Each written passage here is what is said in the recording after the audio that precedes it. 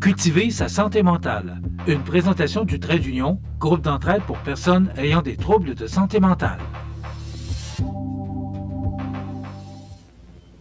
Je vous souhaite la bienvenue à cette autre chronique Cultiver sa santé mentale. Je suis en compagnie de Mélissa Boilard, qui est directrice générale de l'organisme de Trait d'Union.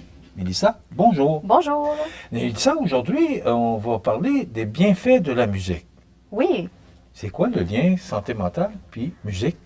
Ah, il y a plein de liens. En fait, là, la santé mentale, c'est prendre soin de soi, puis c'est savoir se connaître, savoir ce qui me fait du bien aussi, pour décrocher. C'est un facteur de protection, par exemple, la musique. Comme faire de l'exercice va l'être, bien s'alimenter, avoir un bon sommeil. C'est des choses qui on fait au quotidien sans trop s'en rendre compte, mais c'est toute la base, ça, de se sentir bien, puis d'avoir des saines habitudes de vie, une bonne santé mentale. Fait que la musique est une astuce, disons, parmi tant d'autres. Ça guérira pas personne. OK? On s'entend, la musique, c'est des symptômes dépressifs, de l'anxiété, des problèmes cognitifs. Il y a beaucoup de bienfaits, mais ça ne guérira pas. Mais c'est une alternative, c'est un ajout, en fait, qui peut quand même réduire les symptômes. Quand tu parles de musique, est-ce que c'est le Festival d'été de Québec? Est-ce que c'est une musique de l'accordéon? C'est quoi? Non, c'est parce que c'est long et large, la musique. Là. Oui, ça dépend pour qui. Ce qu'on les études disent, en fait, c'est que la meilleure musique là, pour la santé mentale, c'est le jazz. Ah oui? Oui. C'est un certain rythme, mais assez lent, puis très, très musical. Fait que le jazz aurait des effets là, très, très positifs, en fait. Oui, on réduit les hormones de stress, on libère la dopamine quand on écoute de la musique. Mais en fait, c'est surtout d'écouter de la musique que l'on aime.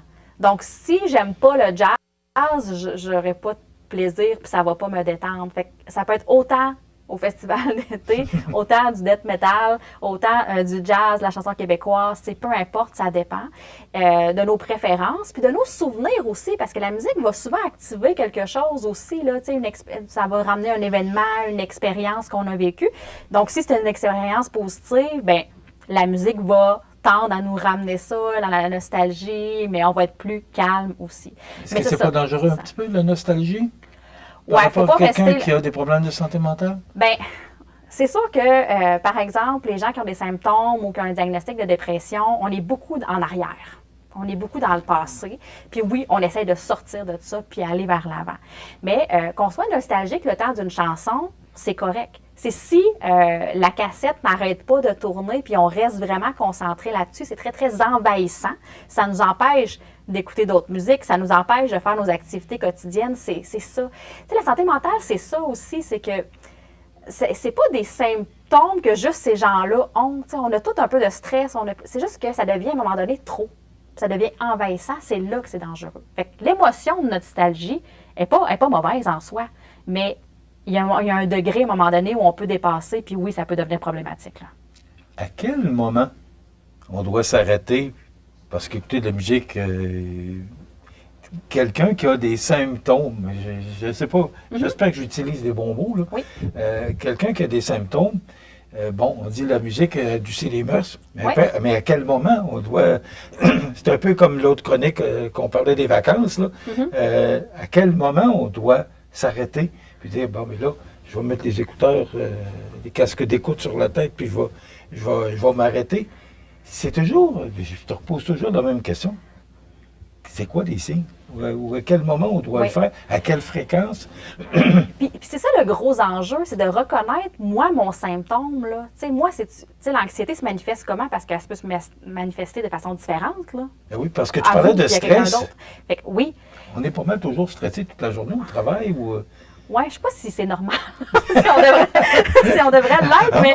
On se pose des bonnes questions. Oui, c'est ça, mais oui. Tu sais, par exemple, il y en a qui ont des habitudes, là. Tu sais, ils vont arriver du travail, ça va être la télé qui joue, ou ça va être de la musique. Des fois, on le fait sans trop le savoir, puis des fois, on a des habitudes aussi. Tu sais, on écoute de la musique lors d'un accouchement, là. C'est pas pour rien. La musique a un effet sur le cerveau, puis c'est démontré que post-chirurgie, post-opération, bien, ça va diminuer les symptômes de douleur chez les gens. C'est un bon exemple, oui. Oui, on fait écouter de la musique au bébé, là, quand on a le... Voyons, je cherche mes mots, moi aussi, mais... Et quand on met de la musique dans leur berceau, ou qu'on met, tu sais, on va faire écouter du Mozart pour bébé, etc., bien, c'est pas pour rien qu'on fait ça. Ça a des bonnes habitudes sur le cerveau, puis ça les tranquillise, les enfants. Fait que, tu sais, il y a des choses qu'on fait aussi sans trop se rendre compte que la musique a un bienfait. Chanter une chanson à un enfant avant de s'endormir? Ben oui. Ça, c'est un bienfait et pour maman ou papa et pour l'enfant aussi, parce que jouer de la musique, chanter, a les mêmes bienfaits, sinon plus, que d'en écouter. Ça permet de réguler ses émotions. C'est une façon de sortir ses émotions de façon positive aussi, dans le choix de chansons, de chanter les paroles, etc. C'est de la belle, comme on dit, la belle musique à nos oreilles. Fait que ça aussi, c'est très, très, très bénéfique. Donc, ce qu'on doit faire, c'est, à un moment donné, s'arrêter. Est-ce que tu lui conseillerais de dire, ben là, je sais pas, prenez une demi-heure par jour puis essayez de vous asseoir sur votre sofa puis d'écouter de la musique ou à un moment donné, on trouve que le stress est peut-être une journée plus intensive et là, il faut s'arrêter puis dire, ben là, je prends quelques minutes. Ben, je pense que ce que je comprends souvent de ton message, Mélissa, c'est d'arrêter. Oui, oui.